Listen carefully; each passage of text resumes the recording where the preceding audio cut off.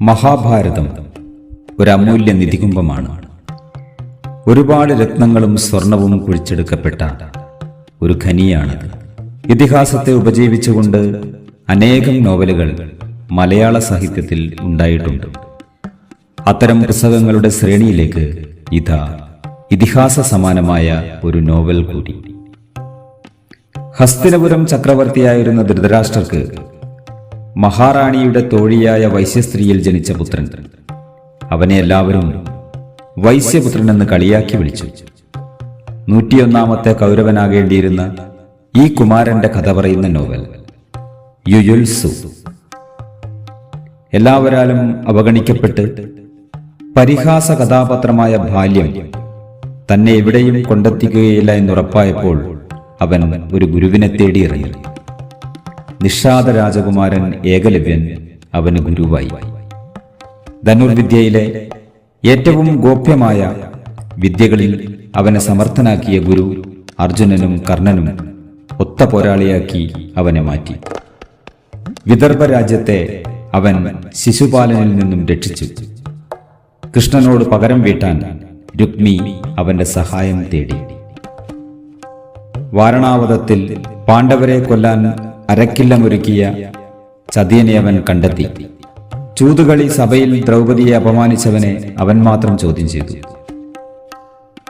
സ്വന്തം സഹോദരന്മാരായ കൗരവരെ ശത്രുവാക്കി അവൻ കുരുക്ഷേത്രത്തിൽ പാണ്ഡവർക്കൊപ്പം നിന്ന് യുദ്ധം ചെയ്തു. ഒടുവിൽ 18 ദിവസം നീണ്ട യുദ്ധത്തിൽ 100 കൗരവരും കൊല്ലപ്പെട്ടപ്പോൾ അന്ത്യകർമ്മങ്ങൾ ചെയ്യാനും ധൃതരാഷ്ട്രക്ക് ആശ്രയിക്കാനും അവൻ മാത്രമായി. യുദ്ധം ജയിച്ച പാണ്ഡവരുടെ അപേക്ഷപ്രകാരം അവൻ ഹസ്തിനപുരം സിംഹാസനാരൂഢനായി.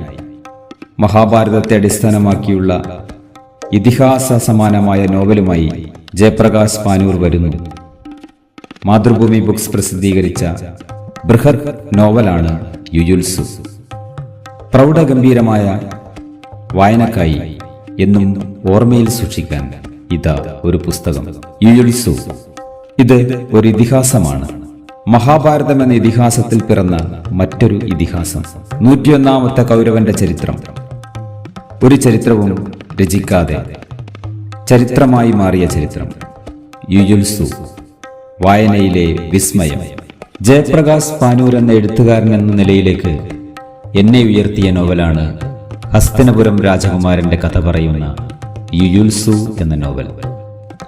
അവഗണനകൾ മാത്രം ഏറ്റുവാങ്ങിയ 101ാമത്തെ കൗരവന്റെ കഥ പറയുമ്പോൾ വെല്ലുവിളികൾ ഏറെയായിരുന്നു.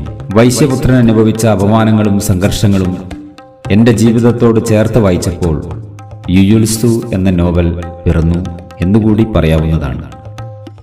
വ്യാസ ഭാരതേതിഹാസത്തിൽ വെറും 6 സന്ദർഭങ്ങളിൽ മാത്രമേ ഈ കഥാപാത്രം പ്രത്യക്ഷപ്പെടുന്നുള്ളൂ.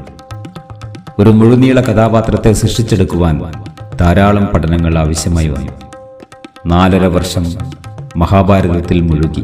വിദ്വാൻ കെ പ്രകാശത്തിന്റെ മഹാഭാരതം ഗദ്യം 10 വാല്യം ഉൾപ്പെടെ ധാരാളം പുനരാഖ്യാനങ്ങളിലൂടെ കടന്നുപോയി. യുയുത്സു എന്ന കഥാപാത്രത്തിന്റെ വളർച്ചയിലെ ഓരോ ഘട്ടത്തിലും മഹാഭാരത സന്ദർഭങ്ങളെ വിളക്കിച്ചേർക്കുക എന്നത് മറ്റൊരു ഇതിഹാസം രചിക്കുന്നത് പോലെയായിരുന്നു. കഥാപാത്രത്തിന്റെ കൗമാരം, യൗവനം എന്നിവ കൂടാതെ വളർച്ചയുടെ ഓരോ പടവിലും ഹസ്തിനപുരം രാജകുമാരന്മാരുടെ ഇടപെടൽ കൂടിയായാലേ കഥാരചന പൂർത്തിയാവുമായിരുന്നുള്ളൂ. യുയുത്സുവിനെ മികച്ചൊരു പോരാളിയായി വളർത്താൻ അവന്റെ ധനുർവിദ്യാ പരിശീലനം പരമപ്രധാനമായിരുന്നു. ഏകലവ്യനെ പോലൊരാളെ ഗുരുവാക്കി നിശ്ചയിച്ചത് അങ്ങനെയാണ്. ധനുർവിദ്യയിലെ പഠനവും ഏറെ വേണ്ടി വന്നു. കുറെ ചോദ്യങ്ങളെ പുനർവിചിന്തനത്തിന് വിധേയമാക്കേണ്ട ആവശ്യം വന്നു. ദ്രോണർ ഏൽപ്പിച്ച ഏകലവ്യന്റെ പെരുവിരൽ, അരക്കില്ലം പണിത ചതിയുടെ ഉത്തരവാദിത്വം, ശിശുപാലനും വിദർഭയും തമ്മിലുള്ള സംഘർഷങ്ങൾ, രുക്മിണിയെ സ്വന്തമാക്കിയ കൃഷ്ണനോടുള്ള സഹോദരൻ രുക്മിയുടെ പക, ചൂതുകളിയുടെ ഒടുവിൽ ദ്രൗപദിയെ അപമാനിച്ച സന്ദർഭം, ധൃതരാഷ്ട്രരുടെ മല്ലയുദ്ധം, സുബാഹുവും യുയുത്സുവും തമ്മിലെ പ്രശ്നങ്ങൾ, യുദ്ധാനന്തരം തന്നെ കാണാൻ വന്ന ഭീമസേനനെ ധൃതരാഷ്ട്രർ ആലിംഗനം ചെയ്യുന്നത്, യുദ്ധം കഴിഞ്ഞ് അധികാരം നേടിയ പാണ്ഡവർ മരുത്തന്റെ ധനം ശേഖരിക്കുന്നത് ഒക്കെ സങ്കീർണമായ വിഷയങ്ങളായിരുന്നു. ഇത്തരം സാഹചര്യങ്ങളെ പുനർനിർണയിക്കുമ്പോൾ യുക്തിയുടെ ഉരകല്ലിൽ മാറ്റിനോക്കേണ്ട ആവശ്യമുണ്ടായിരുന്നു. നോവൽ പലതവണ മാറ്റിയെഴുതേണ്ടി വന്നു. ഒടുവിൽ പൂർത്തിയായപ്പോൾ ഈ വലിയ നോവൽ പ്രസാധനം വലിയ വെല്ലുവിളിയായിരുന്നു. എല്ലാ അനിശ്ചിതത്വങ്ങൾക്കുമിടയിൽ 2020 ആഗസ്റ്റിൽ ഡോൺ ബുക്സിലൂടെ പുസ്തകം പുറത്തിറങ്ങി. പരസ്യം, പ്രചരണം എല്ലാറ്റിൻ്റെയും അഭാവം മികച്ച വായനക്കാരിലേക്ക് എത്താൻ പ്രതിബന്ധമായി. 2021 മണിയൂർ ഇ ബാലൻ പുരസ്കാരം യുയുത്സുവിനെ തേടിയെത്തി. ആ പുരസ്കാരം ആദ്യമായി നൽകുന്നത് ഈ നോവലിനാണ്. 2023 യുയുത്സുവിന് മാതൃഭൂമി പതിപ്പ് വന്നു. വായനക്കാരുടെ മികച്ച അഭിപ്രായം ഈ പുസ്തകം നേടി. മഹാഭാരതത്തെ അധികരിച്ചുള്ള മികച്ച നോവലുകളിൽ ഒന്നായിട്ട് പോലും ഇന്നും അവഗണന തന്നെയാണ് നേരിടുന്നത്. ഇനിയും വേണ്ടത്ര വായനക്കാരിലേക്ക് ഈ പുസ്തകം എത്തിയിട്ടില്ല. ഇത്തവണയും ലൈബ്രറി കൗൺസിൽ മേളയിൽ മാതൃഭൂമി സ്റ്റാളിൽ പുസ്തകം ലഭ്യമാണ്.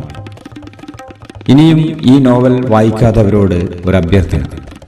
ഈ നോവലിലൂടെ ഒന്ന് കടന്നു പോകണം. 5000 വർഷങ്ങൾക്കപ്പുറത്തേക്ക് നിങ്ങൾക്കും സഞ്ചരിക്കണ്ടേ? യുയുത്സുവിന് ശേഷം 10 നോവലുകൾ വ്യത്യസ്തമായ പ്രമേയത്തിലൂടെ പുറത്തു വന്നെങ്കിലും യുയുത്സു ഇന്നും എഴുത്തുകാരൻ എന്ന നിലയിൽ എൻ്റെ ഏറ്റവും വലിയ വെല്ലുവിളിയാണ്. അതിനെ മറികടന്നുകൊണ്ട് എഴുതുവാൻ എനിക്കാവുമോ എന്നറിയില്ല. എൻ്റെ വൈശ്യപുത്ര, നിന്നെ കാലം ഏറ്റെടുക്കാതിരിക്കില്ല. കാരണം നീ അനശ്വരനാണ്. യുദ്ധങ്ങളുടെ ക്ഷണികതയും എല്ലാ യുദ്ധങ്ങളും പരാജയമാണെന്നും നീ ഈ ലോകത്തോട് വിളിച്ചു പറഞ്ഞുവല്ലോ. നീയാണ് ശരി. ആളുകൾ നിന്നെ തിരിച്ചറിയും. ഇനിയൊരു കാര്യം പറയാനുള്ളത്, യുയുത്സുവിന് വേണ്ടി നടത്തിയ പഠനങ്ങൾ ഇതാ മറ്റൊരു മഹാഭാരതം നോവലിലേക്ക് എത്തിയിരിക്കുന്നു.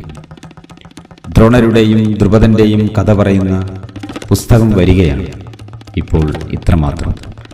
യുയുത്സു നിങ്ങളുടെ വായനാമുറിയെ അലങ്കരിക്കട്ടെ.